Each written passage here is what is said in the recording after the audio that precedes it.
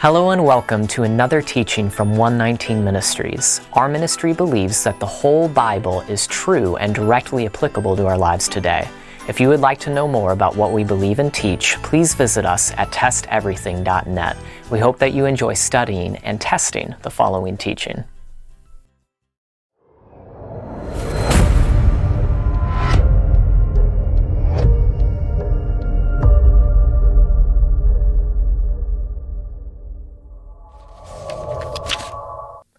Today, we're going to explore perhaps one of the most bewildering narratives in the Bible.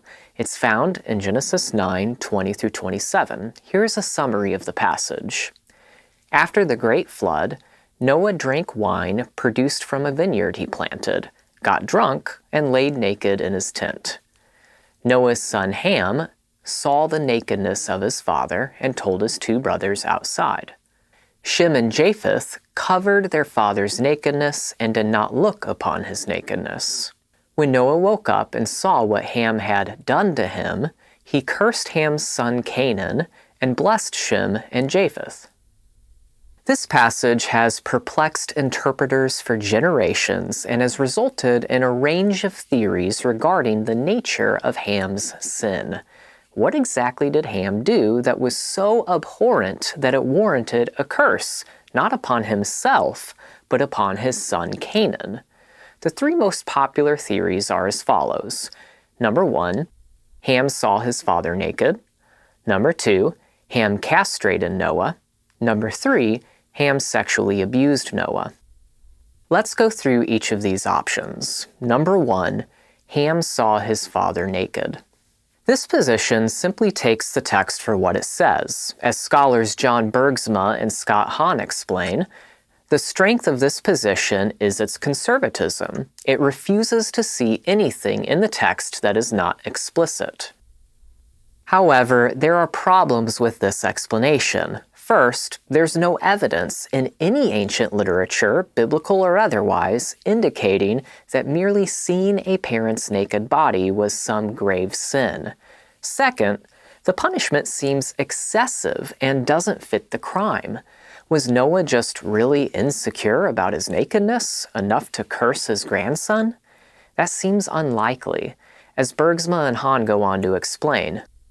Voyeurism is a non-explanation since it fails to elucidate either the gravity of Ham's offense or the reason for the curse of Canaan. It also requires the interpreter to assume the existence of a taboo against the accidental sight of a naked parent that is otherwise unattested in biblical or ancient Near Eastern literature. Third, Noah's recognizing what Ham had done to him suggests more than just looking upon him. Ham did something, not just saw something. Besides, if Noah were in a state of drunkenness, maybe even passed out, would he even remember his son passively looking at him? Again, there seems to be more going on here. Number 2, Ham castrated Noah. Another option is that Ham castrated Noah. This view is discussed within the rabbinic literature. The Gemara explains, the one who says that Ham castrated Noah adduces the following proof. Since he injured Noah with respect to the possibility of conceiving a fourth son, which Noah wanted but could no longer have, therefore Noah cursed him by means of Ham's fourth son.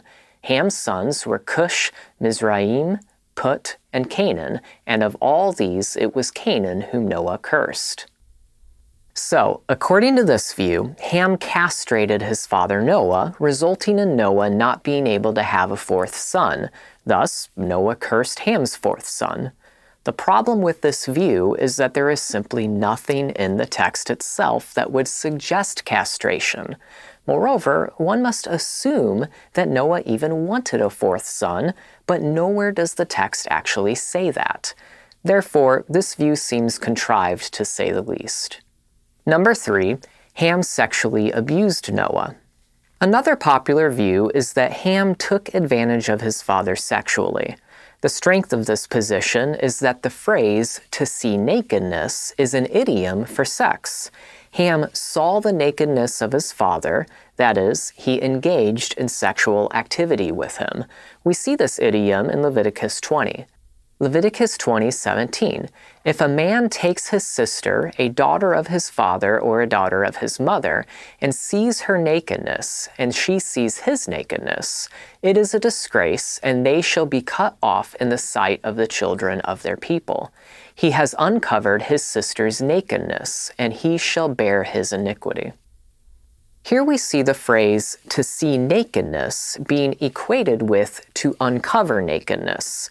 The phrase to uncover nakedness is a well-known idiom for sexual intercourse, which is clear when you examine other passages in which the phrase is used. Since to see nakedness is equated with to uncover nakedness, it's easy to recognize that both phrases are idioms for the same thing.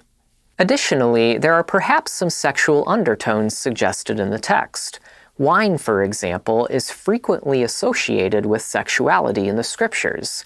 The only other time Genesis references drunkenness is when Lot's daughters got Lot drunk and had incestuous sex with him, which is a significant parallel to our passage in Genesis 9. Wine and the vineyard are both repeatedly associated with sexual intimacy throughout the Song of Solomon. Moreover, scholars have suggested that the statement Noah uncovered himself implies disrobing in preparation for sex. This is argued on the basis of the root word used for uncovered himself, which often appears in Leviticus 18 and 20 in the context of sexual relations. The theory that Ham sexually abused Noah also provides a possible motivation for Ham's act, as Bergsma and Hahn explain. By humiliating his father, Ham hoped to usurp his father's authority and displace his older brothers in the familial hierarchy. This explains why Ham promptly informed his brothers of what he had done. Some have objected that the brothers' actions in covering their father's nakedness and not looking upon his nakedness conflict with this idiomatic interpretation. Therefore, Ham's seeing his father's nakedness should be understood literally instead of as an idiom for sex. But as the scholar Robert Gagnon explains, the brothers' actions in covering their father's nakedness and taking great pains not to look at their father is compatible with an interpretation of seeing another's nakedness as sexual intercourse. The brothers' actions play on the broader meaning of the phrase. Not only did the brothers not see their father's nakedness in the sense of having intercourse with him, but also they did not even dare to see their father's nakedness in a literal sense. Where Ham's act was exceedingly evil, their gesture was exceedingly pious and noble. In contrast to the other options we've discussed, this explanation appears to be more on the right track. It makes better sense of the nature of Ham's sin. It accounts for the idiom to see nakedness, in addition to other features of the text that may suggest sexual undertones. It provides a rationale for Ham's act and an explanation for his telling his brothers. However, it still doesn't explain why Canaan is cursed. If Ham sexually abused his father, why isn't Ham the one who was cursed? There really isn't a satisfactory explanation for Canaan being cursed according to this view. While this third theory makes sense in a lot of ways, it still falls short in accounting for all the data. So how should we understand this text? Well, there's actually a fourth option that we can consider, which several scholars have argued for more recently. It's similar to this third option we just looked at, but it applies the idiom in a different way. While this interpretive option isn't as popular as the other three we explored, it seems to be the best explanation. Number 4, Ham had sexual relations with his mother, Noah's wife. The previous view we explored is correct in the sense that to see nakedness is an idiom for sex, similar to the phrase to uncover nakedness. However, as other biblical passages indicate, the nakedness of the father actually refers to the nakedness of the mother. Leviticus 18:7-8. You shall not uncover the nakedness of your father, which is the nakedness of your mother. She is your mother. You shall not uncover her nakedness. You shall not uncover the nakedness of your father's wife. It is your father's nakedness. This is consistent throughout the biblical text. A woman's nakedness is described as her husband's nakedness. Given this information, it appears that Ham seeing his father's nakedness may refer to having sexual relations with Noah's wife. This is the only interpretation that provides an explanation for the curse of Canaan within the framework of the narrative itself, as Bergsma and Hahn explain. If Ham's deed is understood as maternal incest, it becomes possible to explain Canaan's origin as the fruit of that union. This insight suddenly illuminates two aspects of the text left unanswered by paternal incest theorists: why Canaan is cursed, and why Ham is repeatedly identified as the father of Canaan. Canaan is cursed because his origin was a vile, taboo act on the part of his father. Ham is repeatedly, and apparently superfluously, identified as the father of Canaan because the narrator wishes to signal the reader that this narrative explains how Ham became the father of Canaan. This interpretation also works with the idea that Ham was attempting to usurp his father's authority, which provides a motivation for Ham's act as well as his reason for telling his brothers. Indeed, there are biblical examples of people sleeping with the wives and/or concubines of others as a means of usurpation. But wait, there's more. In Genesis 9:21, it says Noah uncovered himself in his tent, but scholars have proposed that it should be translated as her tent. The Hebrew word for tent is ohel, and in this verse it has a third feminine singular suffix attached, the letter he.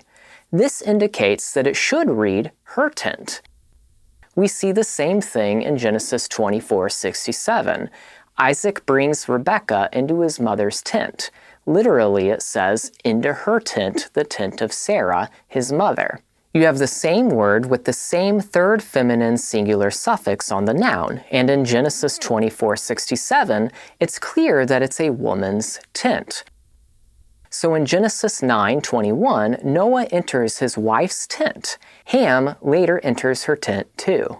But what about the brothers' actions in verse 23 suggesting a literal interpretation? Well, the rebuttal offered by Robert Gagnon in defense of his view that Ham sexually abused Noah, which we quoted earlier, is equally applicable to this view. Quote, the brothers' actions play on the broader meaning of the phrase. They not only refrained from sexual intercourse with Noah's wife, but they also refrained from seeing his nakedness literally, covering him. Here's how Bergsma and Hahn summarize the narrative in light of this information. Noah becomes drunk and disrobes in her tent in preparation for intercourse, but is incapacitated by his drunkenness. Ham enters and sees his father's nakedness, that is, engages in relations with his father's wife. He exits and informs his brothers of his grasp at familial power, perhaps producing an article of clothing as proof of his claim.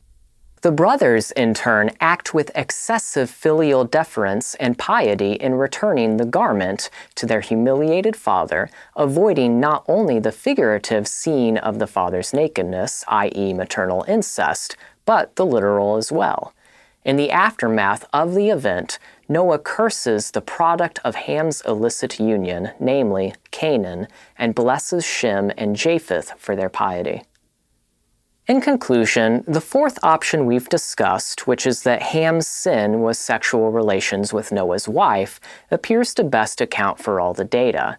It explains why Ham's sin was so severe, Ham's motivation for committing this act, and why it was Canaan who was cursed. Additionally, it provides an explanation for peculiar textual features like Ham being repeatedly identified as the father of Canaan, the sexual undertones in the text, and so forth. Hopefully, the short examination of the interpretive options of this story helps you better appreciate and understand the biblical text. We pray you've been blessed by this teaching, and remember, continue to test everything. Shalom.